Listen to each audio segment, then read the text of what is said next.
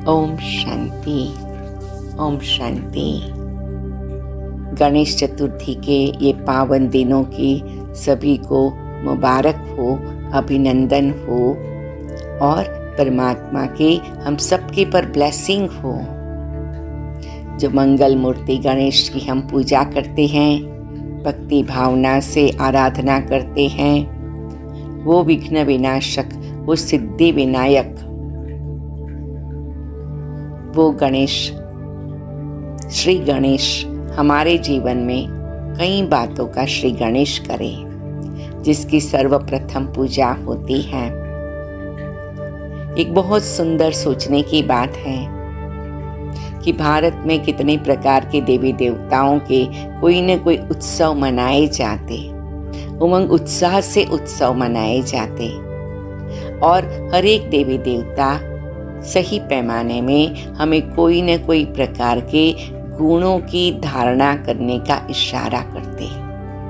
हर एक देवी देवताओं में कोई न कोई विशिष्ट गुण और शक्ति होती और वही गुण और शक्तियों ने उन्हें देवता बनाया है, उन्हें दैवी स्वरूप प्राप्त कराया है। तो वो चाहते हैं कि हम केवल उनकी पूजा करके खुश न हो जाए। पूजा जरूर करें, लेकिन एक लेवल आगे जाना है, एक स्टेप्स आगे जाना है कि उन्हें किन गुणों की धारणा ने पूज्य बनाया, हम भी उन गुणों को धारण करें।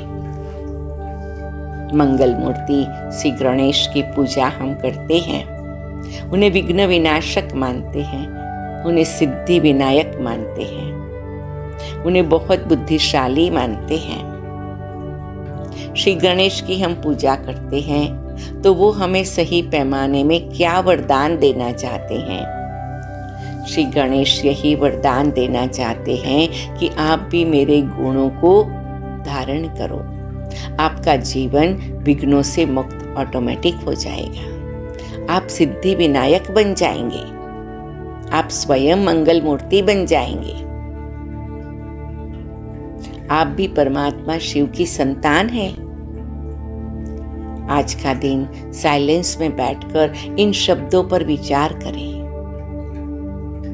मंगल मूर्ति श्री गणेश की दर्शन करते करते एकांत में ये विचार करें, मन ही मन श्री गणेश से वार्तालाप करें। क्यों श्री गणेश जी विघ्न विनाशक हैं? श्री गणेश जी कहते हैं कुछ ऐसे गुणों को धारण कर लो तो विघ्न विनाशक बन जाएंगे और निर्विघ्न बन जाएंगे। आए हुए विघ्नों को विनाश कर सकेंगे और नए विघ्न आएंगे नहीं, निर्विघ्न रहेंगे। कुछ ऐसे गुण और शक्ति धारण कर लो, आप स्वयं में शुद्धि स्वरूप बन जाएंगे। और उसके लिए श्री गणेश हमें इशारा करते हैं कि मेरा जो स्वरूप है उससे आप शिक्षा लो, क्योंकि मैं उस स्थिति में रहता हूं, इसीलिए मैं विघ्न विनाशक हूं, सिद्धि विनायक हूं। क्या है वो स्थिति? तो गणेश जी का स्वरूप, उनके एक एक व्यक्तित्व झलकता है, कुछ न कुछ इशारा करता है। नंबर 1, सबसे पहले उनका सिर बड़ा बताया है। हाथी का सिर है, बड़ा है, तो बड़े सिर में उनके विचार करने की शक्ति भी बड़ी है। वो हमेशा कुछ भी सोचते हैं तो बड़ा सोचते हैं। आप भी अपने जीवन में कुछ बड़ा सोचना शुरू करो। कभी कभी कुछ बड़ा सोचने से हमें परमात्मा की शक्ति, परमात्मा की मदद बहुत मिल जाती है। और जब हम बड़ा सोचते हैं तो हम अपना समय छोटी छोटी बातों में नहीं लगाते हैं, तो इसीलिए हमारी शक्ति की बचत होती है और फिर हम अपने जीवन में कुछ अच्छा कर सकते हैं। तो नंबर 1, आज सबसे पहले सोचे कि श्री गणेश से, मंगल मूर्ति से मैं ये वरदान ले रही हूँ, ये सौगात ले रही हूँ कि मुझे बड़ा सोचना है। विशाल बुद्धि बनकर सोचना है। जितना विशाल सोचेंगे उतनी हमारे लिए बहुत सुंदर शक्ति का आह्वान होगा। नंबर 2 है, गणेश जी के कान बहुत बड़े बताए हैं, तो कहते हैं ज्यादा सुनो। हमें ज्यादा सुनने की आदत डालनी है। संसार में बहुत सारे लोग बहुत सारी बातें बोल रहे हैं। हम कभी कभी बहुत नाजुक बन जाते हैं, भावना प्रधान बन जाते हैं, सेंसिटिव बन जाते हैं। जो सुना तुरंत दुखी हो गए, तुरंत सुखी हो गए, तुरंत परेशान हो गए, तुरंत आनंद में आ गए। क्या ये ठीक है? नहीं। मनुष्यों के कई प्रकार के वार्तालाप हैं, हमें केवल सुनने हैं। उसको अपने दिल दिमाग को स्पर्श नहीं कराने हैं, क्योंकि वो जरूरी नहीं है। श्री गणेश हमें बताते हैं, अगर आपको सिद्धि विनायक बनना है, निर्विघ्न बनना है, तो आप सबकी सुनो, लेकिन सुन करके डिसाइड करो। या तो एक कान से सुना, दूसरे से निकाल दिया, जो काम की नहीं है, जो बात काम की नहीं है, या तो कान को टकराई और वापस चले गई, तो विघ्नों से मुक्त रहेंगे। ये सीक्रेट है। नंबर 3 है कि सुनो ज्यादा, लेकिन उनका मुख बहुत छोटा बनाया है, तो बोलो कम। हम सुनते कम हैं, बोलते ज्यादा हैं, इसीलिए प्रॉब्लम आते हैं। अभी ये रिवर्स हो गया है। सुनो ज्यादा, बोलो कम। हम सुनते कम, बोलते ज्यादा। उसको चेंज करना है। तो नंबर 3, दुनिया में कई बातें होती हैं। कोई व्यक्ति आके हमें कुछ कहता है, वो पूरा सेंटेंस भी नहीं बोलता है, हम तुरंत जवाब देने लग जाते हैं। तो आंतरिक शांति, आंतरिक स्थिरता हलचल में आ जाती है, और इसीलिए जीवन में भी हलचल आती है। तो आज से ये मंत्र पक्का करें। नंबर 1, सोचना बड़ा।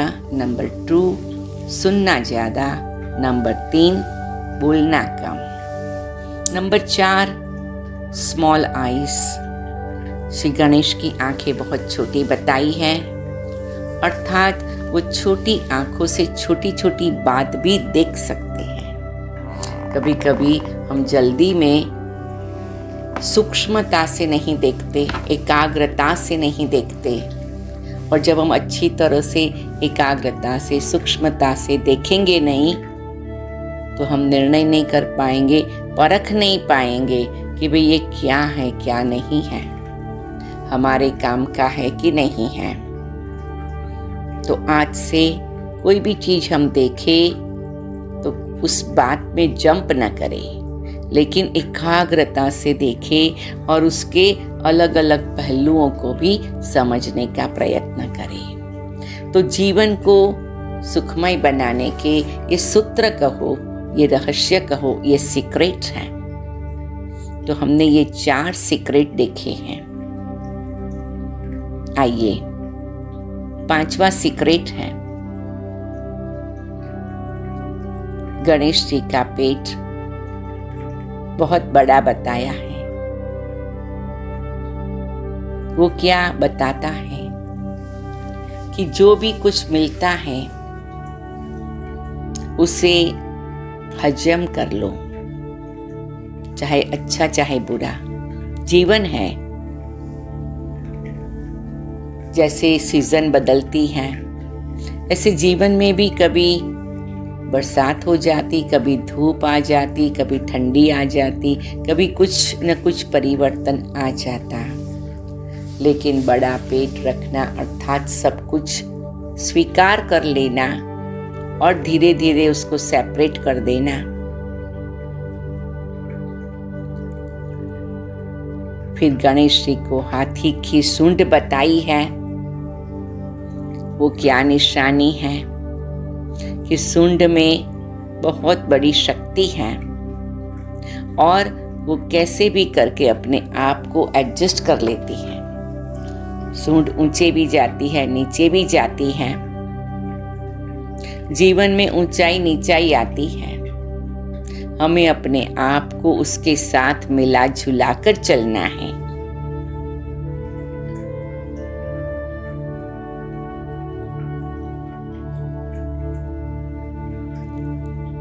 तो शांति से सोचना है कि हमारे में जो शक्तियां हैं उसका हम उपयोग और प्रयोग कैसे करें।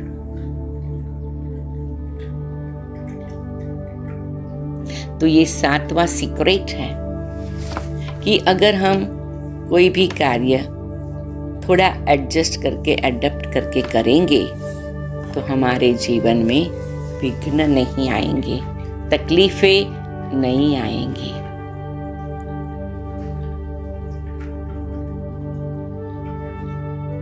गणेश जी के हाथ सदा ही वरदानी हाथ बताए हैं। ये भी एक सीक्रेट है कि हम हर एक को वरदान देते जाएं। कभी कोई व्यक्ति हमारे साथ अच्छा करता है, कोई व्यक्ति अच्छा नहीं करता है, वो उनकी मर्यादा है, उनकी कमी कमजोरी है।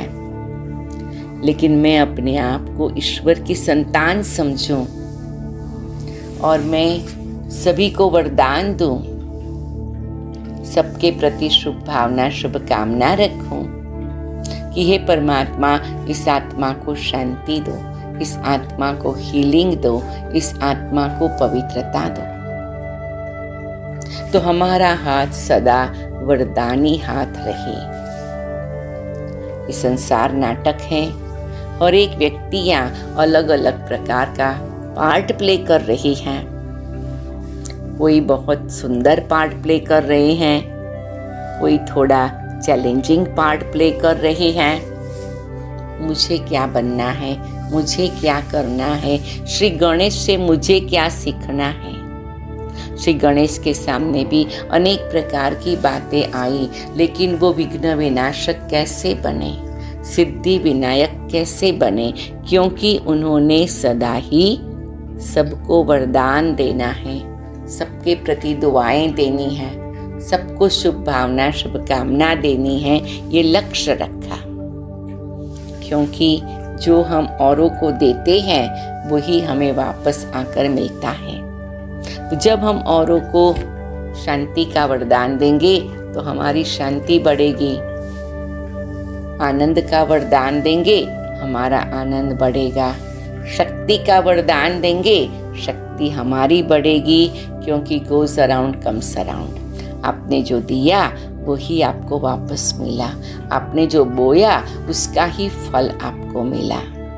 तो सदा श्री गणेश का हाथ वरदानी हाथ के रूप में है। ऐसे हम भी आज से संकल्प कर ले, हमें सबको वरदान देना है। तो उससे क्या हो जाएगा कि हमारे विघ्न तकलीफ और मुश्किलात कम हो जाएगी।